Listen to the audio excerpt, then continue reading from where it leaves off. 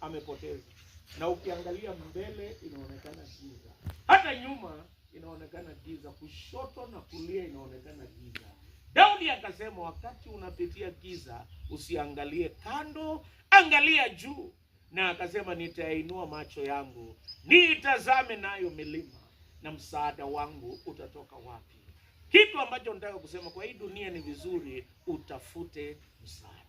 Msaada haiko kwa vitu vya dunia hii. Vitu vya dunia hii vinapita. Mshahara wa dhambi ni mauti. Na ukitafuta msaada kwa marafiki, hata wanaweza kukuacha. Tafuta msaada kwa Mungu. Kitu cha pili, tambua Mungu ndiye msaada wa kweli. Yeye peke yake ndiye anasamehe dhambi. Yeye peke yake ndiye anabadilisha. Yeye peke yake ndiye anapeana matumaini na amani. Goliath, yeye peke yake ndiye anatupa. Ninaomba ya kwamba tutambue yeye ni msaada wetu.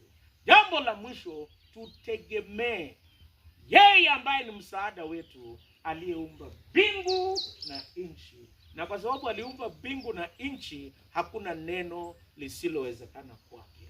Yeye atatufariji, atatuongoza hata kesho na kesho kutwa, na atatupa matumaini. Na hata kupitia kwa Edwin, sisi tutasikia neno la Mungu, tutabadilika na tutakuwa na baraka nyingi. Mungu aongoze kila mmoja wenu. Asanteni kwa kuleta faraja kwa kufanya kazi.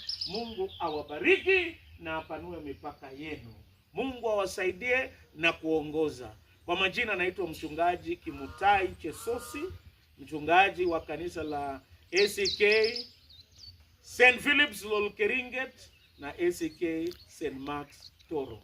Nimeona niko na washiriki hapa wengi, na hata wale wengine wanatoka. Asanteni kwa makanisa mengine. Asante kwa kuja kutufariji. Wacha tuombe ndio tuwaruhusu muendelee na kazi.